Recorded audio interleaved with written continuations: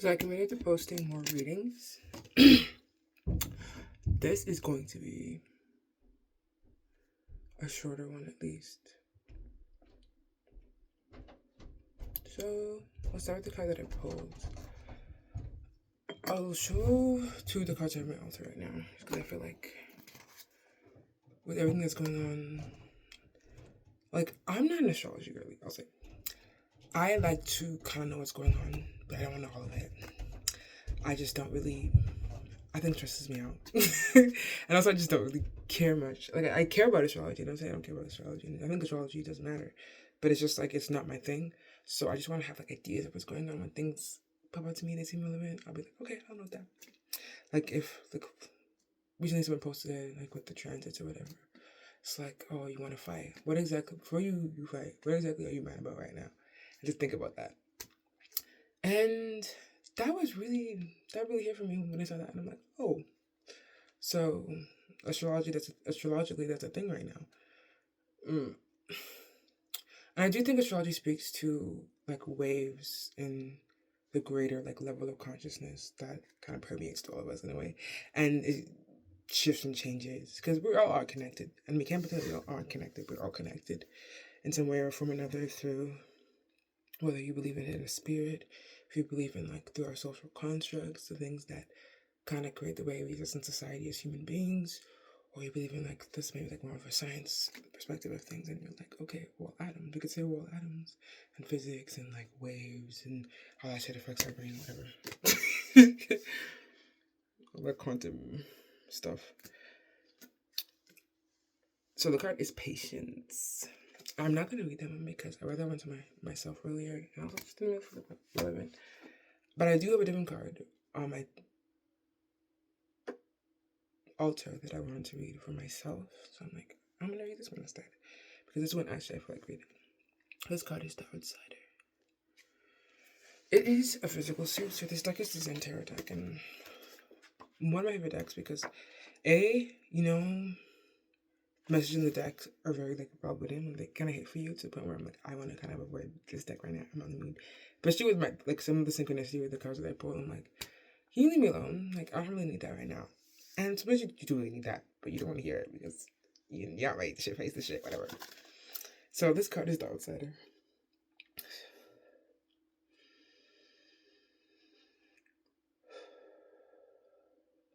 The small child in this card is standing on one side of a gate, looking through it. He is so small and so convinced that he cannot get through. He cannot see that the chain holding the gate is not locked. All he has to do is open it. Whenever we feel left out or excluded, it brings up this feeling of being a small, helpless child. It is not surprising, as the feeling is deeply rooted in our earliest childhood experiences. The problem is that, because it is so deeply rooted, it plays over and over again like a tape in our lives. You have an opportunity now to stop the tape, to quit tormenting yourself with the idea that you are somehow not enough to be accepted and included. Recognize the roots of these feelings in the past and let go of the old pain. It will bring you the clarity to see how you can open the gate and enter that which you most long to become. So you are feeling like you're an outsider. This is good. This is the transitory period. Now you have to be alert not to fill yourself with pain and misery. Now that God is no longer there, who is going to console you? You don't need any consolation. Humanity has come of age. Be a man, be a woman, and stand on your own feet. The only way to be connected with the listener is to go inwards, because they're at the center, you are still connected. You've been disconnected physically from your mother. This connection was absolutely necessary to make you an individual in your own right. But you are not disconnected from the universe. Your connection with the universe is of consciousness. You cannot see it, so you have to go deep down with great awareness, watchfulness, witnessing, and you'll find the connection. The Buddha is the connection. Wasn't that just saying we were all connected? That's fucking crazy. I love when that shit happens. But I'm gonna put two more cards. I'm thinking I want to pull 2 cards from this deck and do the readings for that. Because I don't really have a lot of energy right now, so I don't want to read myself. And I'll do a longer reading with like my own. I promise I'll do a longer reading with my own whatever. Like me actually speaking, not just me reading shit from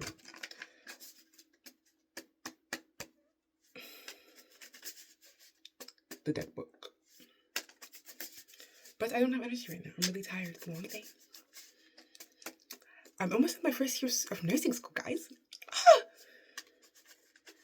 Isn't that crazy? Isn't that crazy? Crazy. Almost done. I love it. Shuffle. Okay. No. Okay.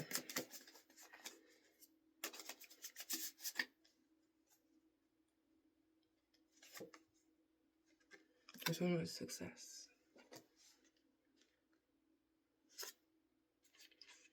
and transformation. And one more beyond illusion, just for the top. So I'll think of this card as the opening into the reading. Like, this is what it's introducing us to our understanding of what we'll be talking about. This is the overarching theme. So breaking through illusions. Then we have the two main components of, I guess, this experience, whatever. Like, it's a transitory period. So this transitory period is, and what it will be. So themes of success. So that's what the first reading put. We'll do success first. And we have two major arcana. Such a small pool. Okay, so we can look at this card, this guy. The little guy on a tiger. I'm very excited. So this character is obviously on top of the world right now. And the whole world is celebrating his success with the ticker tape parade. Because of your willingness to accept the recent challenges of life, you are now, or you will soon be, enjoying a wonderful life, wonderful ride on the tiger of success. Welcome it, enjoy it, and share your joy with others. Remember that all parades have a beginning and an end. If you keep this in mind and squeeze every drop of juice out of the happiness you're experiencing now, you'll be able to take the future as it comes without regrets. But don't be tempted to try and hold on to this abundant moment, or coated in plastic so that it lasts forever. The greatest wisdom is to keep in mind all the phenomena in the parade of your life. Whether there will be valleys or peaks, is that this too will pass. Celebrate, yes, and keep in mind the taker. Watch the waves in the ocean. The higher the wave goes, the deeper the wake that follows it. One moment you are a wave, another moment you are the hollow that follows. Enjoy both. Don't get addicted to one. Don't say, I would always like to be on the peak. It is not possible. Simply see the facts. It is not possible. It has never happened and will never happen. It is simply impossible. Not the nature of things. Then what to do? Enjoy the peak while it lasts, and then enjoy the valley when it comes. What is wrong with the valley? What is wrong with being low? It is a relaxation. A peak is an excitement, and nobody can exist continuously in an excitement. Let's start the transformation.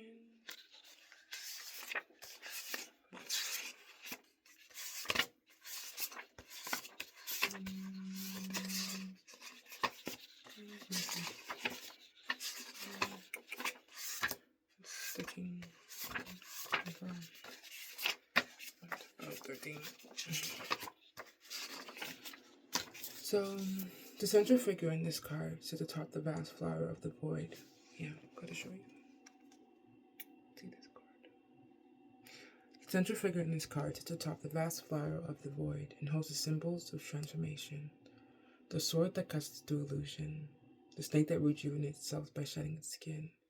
The broken chain of limitation. And the yin-yang symbol of transcending duality. One of its hands rests on its lap, open and receptive. The other reaches down to touch the mouth of a sleeping face, symbolizing the silence that comes when we are at rest. This is a time for a deep let go. Allow any pain, sorrow, or difficulty just to be there, accepting its facticity. It is very much like the experience of God and Buddha when, after years of seeking, he finally gave up knowing there was nothing more that he could do. The very night he became enlightened. Transformation comes like death in its own time. Like death, it takes you from one dimension to another. A master in Zen is not simply a teacher. In all the religions, there are only teachers. They teach you about subjects which you don't know, and they ask you to believe, because there is no way to bring these experiences into subjective reality. Neither has the teacher known them, he has believed them. He transfers his belief to somebody else. Zen is not a believer's world. It's not for the faithful ones. It's for those daring souls who can drop all belief, unbelief, doubt, reason, mind, and simply enter into their pure existence without boundaries. But it brings a tremendous transformation. Hence, let me say that while the others are involved in philosophies, Zen is involved in metamorphosis. And the transformation is authentic alchemy. It changes you from base metal into gold, but its language has to be understood. Not with your reasoning and intellectual mind, but with your loving heart. Or even just your listening, not bothering whether it is true or not. The moment comes suddenly that you see it. It's just been eluding you your whole life. Suddenly, God and Buddha called 84,000 doors open. So, for that part, I feel like that really hit for me personally. But I feel like when the author said, when you're able to listen, or even just listening, not bothering whether it is true or not, that is meditation. And I'm really starting to recognize the reason why I meditate and why I'm meditating, and I'm putting effort into this, and I'm putting energy into this, and dedicating time and energy to this. Because to experience peace in a sense, you kind of need to be just meditating, like, and taking that energy towards your life and to your experience. And I think when I say life, I went through that. Like, I feel that idea of getting into the physical, where you start thinking of like, okay, life, I need to bring meditation, and then you start doing.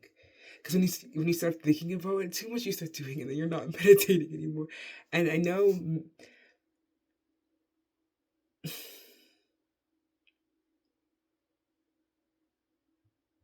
For something, and I think also a good thing to take a grain of salt with reading is that some of the things I'm going to say aren't going to make sense. And not everything is meant to be understood right away. And that's one of the greatest things I've learned. Great teacher, one of my favorite teacher is. I raised up from my video. But one of my teachers, Hannah, she said something, and she was like, okay, your readings, like when you hear something, especially spiritual talks, and even take this to anything, like lessons, sometimes it takes time for things to like sit with you and like them to marinate with you and like for you to get it, for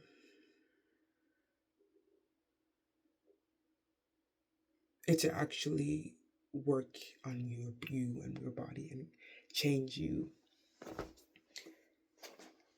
work on your spirit, even, like, it's a better way to put it. So when I say like,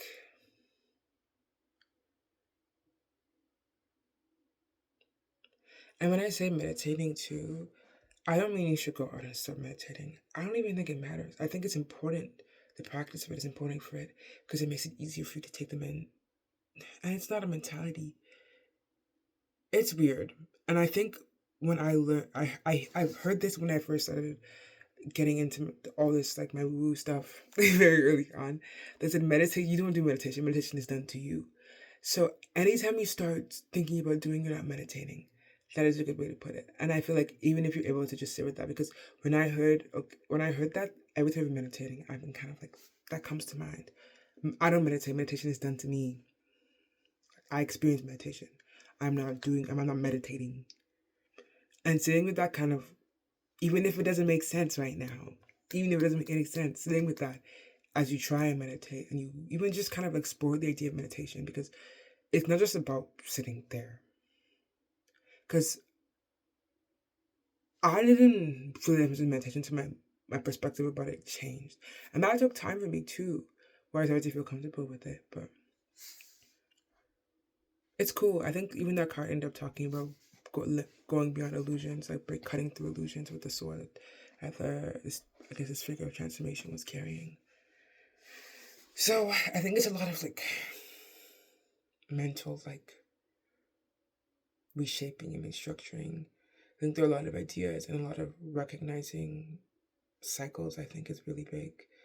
I think it's recognizing and the things that you may be denying yourself through limiting beliefs and ideas and concepts you have in your mind. And using them as tools to basically remain in whatever cycle you are in, like your insecurities, your fear. And I'm recognizing that with myself, and I recognize that patience comes to this overarching theme of a practice, kind of like what I'm saying with meditation. Because meditation requires patience, so much patience. And I'm learning patience. I've been saying that. I've been learning patience. And it hasn't been bad. I feel like I was thinking about it earlier in school. I was like, I've been learning so much. And I'm learning about why it's important for us to work with groups. And I'm learning about, okay, I'm doing all this group work. And it's frustrating at times working with people. There's things that happen as mess ups, whatever. People don't listen. They don't want to care. And you learn that, okay, if you work at a team with somebody, you just learn so fucking much. And I'm still learning. So articulating that, it's kind of hard, but it's I just feel like my brain, the neural pathways are just connecting with each other. And I'm like, whoa, this is so sick. But yes, the affirmation I wrote earlier was, I am patient. My patience grows within my body and cultivates my dreams. And I feel like that affirmation, I am patient. My patience cultivates within my body. No, I am patient. My patience grows within my body and cultivates my dreams. That feels like a cloud to me. It feels like peace and rest. And rest has been so big for me. There's so much in that space where you're resting, truly resting. There's space for God. There's space for spirit. There's space for realization. There's space for your learning and your growth, and for you to recognize things. And it's non-negotiable for me anymore. I'm realizing I've been so go. Maybe you've been so go. And it's so easy in our society, the society we live in a society, for us to grow very go, hyper movement, go.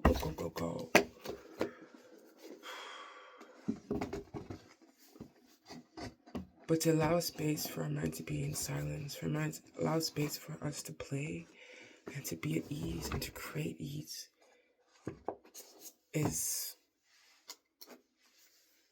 glory. Create space for glory and realization and lessons. And even moments like this where I give my 15-minute brush clear readings when I should be washing my hair. That's a shortcut from conditioning. It's We Twist Day, guys. It's We Twist Day. But yeah, let me focus because I must go. Thank you so much for listening.